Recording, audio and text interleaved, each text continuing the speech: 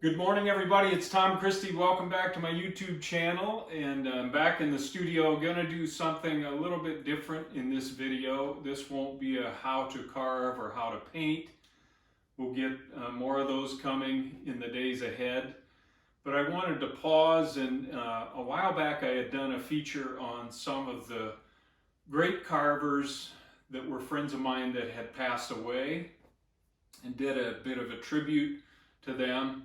And I got thinking I should do a tribute to the carvers that are living today that have had a lot of influence on my own career and are good friends of mine, and some of the work that they've done.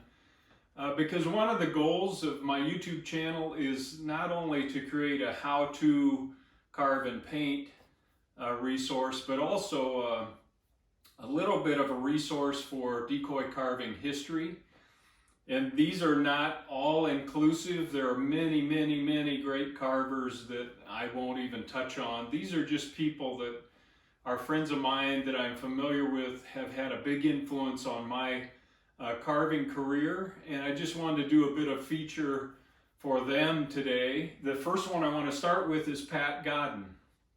So I'm fortunate enough to have a couple of Pat's birds. This is a full-blown decorative black duck that he did, and this is a drake widgeon that he did in this tucked head position. And Pat has had a great influence on my carving career. He was winning world championships multiple times before I even got on the scene. In 1989, I went to the World Carving Championships for the first time, and Pat had already won world championships. He's put out pattern books, which we'll talk about briefly. He's still at it and at the top of his game, and I think he's got 18 world championships. Incredible.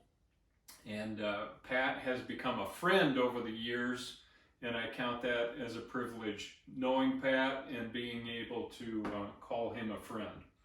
So we'll take a look at a couple of his birds, and then we'll move on.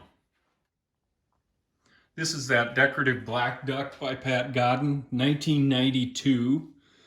And I was fortunate to pick this up at the Easton Waterfowl Festival when he and I were both side by side displaying our decoys and carvings at the Easton Festival. And this black duck was right beside me the whole time, and it started talking to me.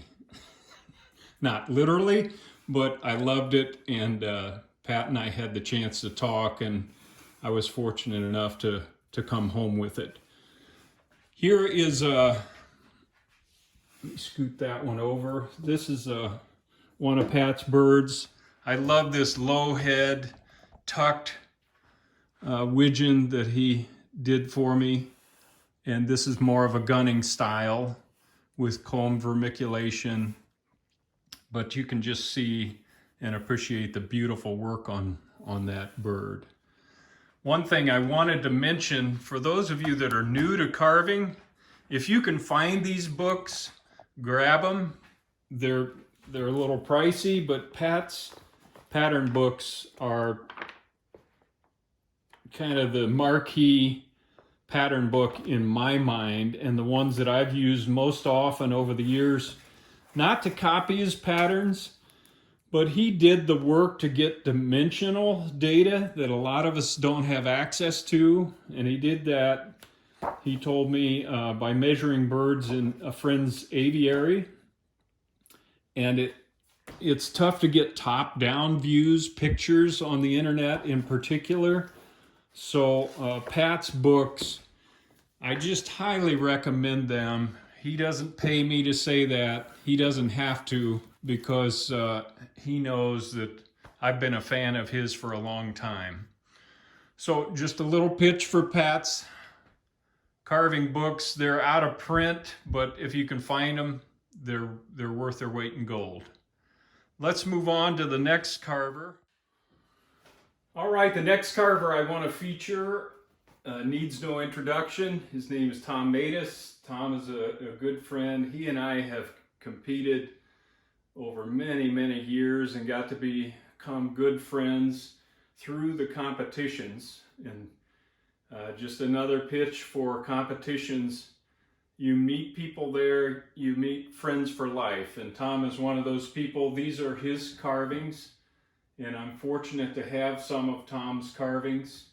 We'll come in and feature each one of these. I love this corn decoy that Tom made and gave to me to go along with his other decoys. Tom created the decoy carving forum, which I think has 7,000 or 8,000 people on it today. It's been in existence for a long time, and he's been very influential in spreading the word about decoy carving and helping other carvers get started. He's a talented guy, a fierce competitor, and a good friend. And if you don't know Tom Matus, I know he has a website, and he's active on the forums and in competition. So let's take a look at Tom's birds. Just a beautiful big black duck with a high head, classic Tom Matus construction. This bird, this canvasback, was kind of stylized in the Ward style with Tom's own influences, and this was part of a 3-bird rig that he entered in the World Carving Championships. I recently saw the other 2 birds that were part of Gordon Mulliva's collection, and it was good to see those birds again. But I love this bird. It's the type of bird you want to pick up and just feel the heft of it, and the finish is beautiful. This is just kind of a great looking Drake mallard, pad weight on the bottom. And again, like I mentioned, Tom was kind enough to give me this corn decoy that he had put together, and I think it makes a great addition to the Drake mallard in my collection. The next carver I want to feature is Rick Johansson from Ohio. And if you can't tell, you know now I'm a Rick Johansson fan. He's a good friend, and we carved together. Rick started out more on the decorative side of things and got into gunning decoys, and I just think he's one of the best.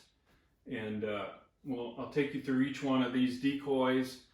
But Rick also did a lot of carving for Avian X. He's just a tremendous carver and a tremendous individual. So if you don't know Rick, I want you to know who he is and see some of his work. This is a cork-bodied Drake mallard by Rick Johansson, and this bird was made in 2009, and it won the Chesapeake Challenge that year at the Ward Museum.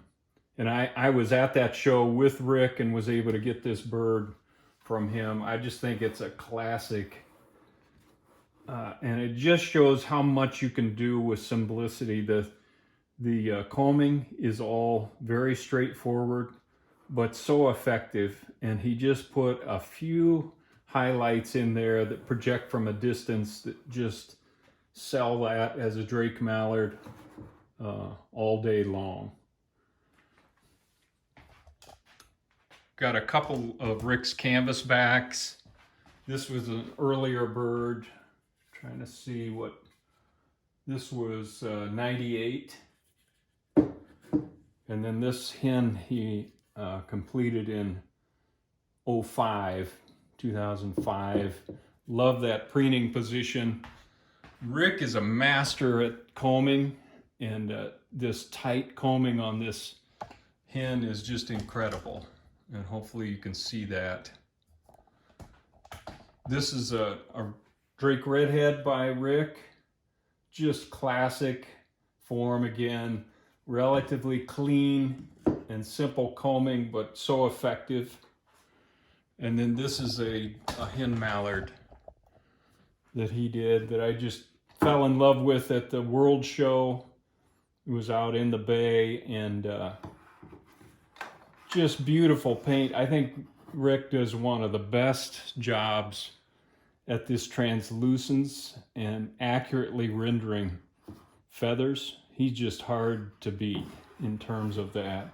Great, great carver, great person, good friend. Here are a couple of birds, both good friends. This is John Namazi from Michigan and Paul Foytak from Michigan. And when I first started carving, John Namazi was kicking everybody's butt in the decoy shows in the Michigan area in Ohio. And he was a student of Bob Bully's, so kind of a bully style, but a great person. And I was able to trade birds with John.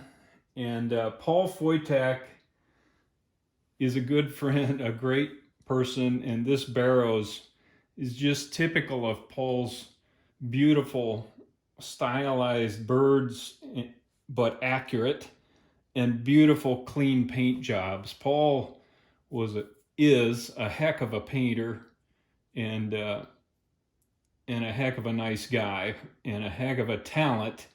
And I just wanted to feature his bird today because I still think that is a beautiful bird, and that would hold up in any contest. And I don't have a date on this, but it's probably from the early 90s, I would think, if not late 80s.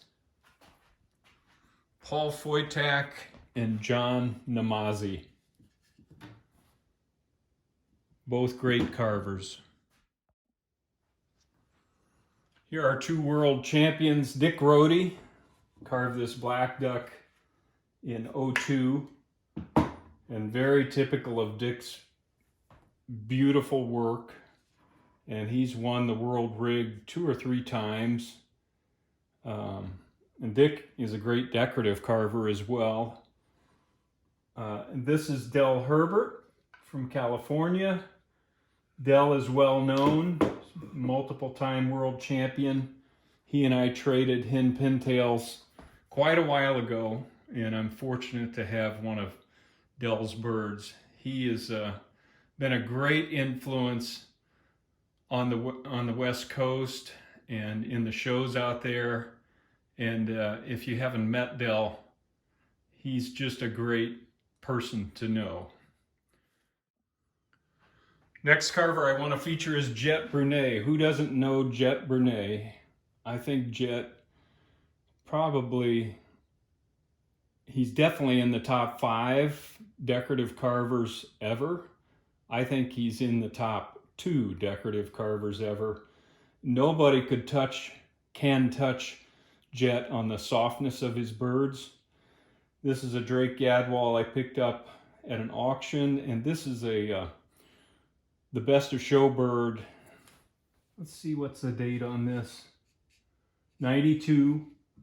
This was at one of the Michigan shows, the North American, and that was the top service decoy that year. You probably don't remember, some of you will, but they had a great service decoy competition, and the winning birds were auctioned off, and I was able to pick that up at that time. Jet has become a great friend. It's been a huge influence on my own carving.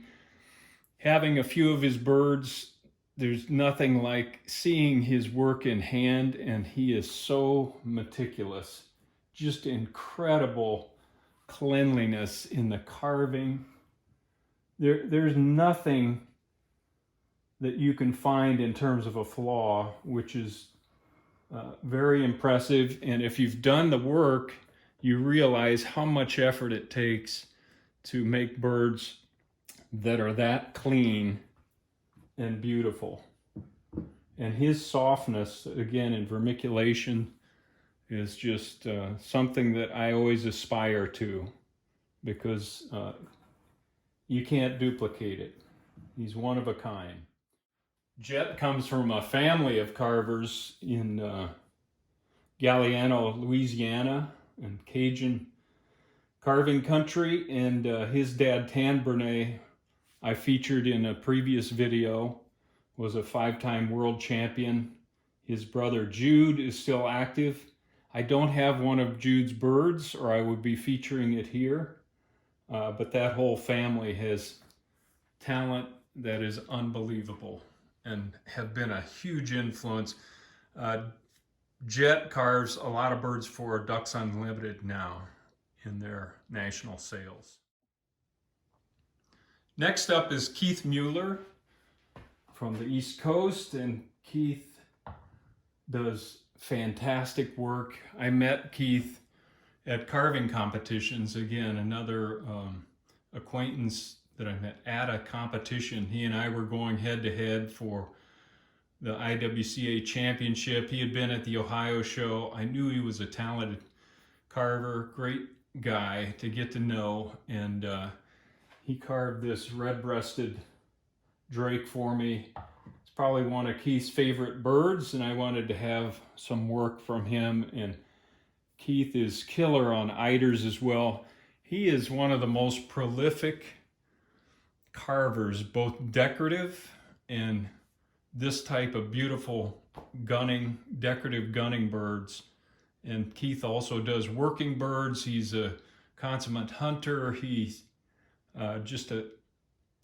has been a great influence on my own carving just by observing the carvings that Keith has done. I learned something about how to make a hen eider by looking at Keith's work and not copying it, but learning from it. And I think that's another reason I just wanted to put some of these birds up, is hopefully the people observing this video will get some value out of seeing these beautiful creations. Keith is very sculptural in what he does, and he never has birds that are just stiff. There's always some animation, some sculptural quality to what he's doing. Just an example of that, he didn't carve these wingtips at the same elevation. He just dropped this one down a little bit, gives us more of a relaxed feel and adds some variation and interest to the carving that just is incredible. So, big fan of Keith's, as you can tell. Another carver I want to feature is Victor Peryan from St. Catharines, Ontario. This was a scaup that he had done, a hen scaup, back in July of '95. But Victor has been very influential, beautiful paint, and world champion carver. The next carver I want to feature is John Jones from Algonac, Michigan. And John is a world champion decorative carver and multiple times champion decoy carver. And this is the type of work that John does. He's been very influential. He has become a friend, again, through competing over many, many years and seeing each other at shows. And I respect and admire his work. Beautiful paint. And again, I've learned from observing John's work. And this is a magnum size green-winged teal drake. You can probably tell that this was part of a world rig that John put together, and he upsized his teal so that they would be a little more visible from a distance, which is important in that contest. And then this so this bird was 2016. That was his rig that year. This bird is not dated, but a common goldeneye hen, and just a beautiful, subtle paint job. Well, there you have it. So those are some of the best contemporary carvers that are living today, and multiple-time world champions. And I'm privileged to count them as friends. But again, my goal in highlighting these people is to have it on the record that as time goes by, hopefully this YouTube channel will still be out there and people will be aware of the great carvers that have passed and some of the great carvers that are still with us. Again, not even close to being exhaustive. Many other talented carvers out there that deserve to be recognized as well. Until next time, I hope this has been helpful. Tom Christie signing out. Good carving to you.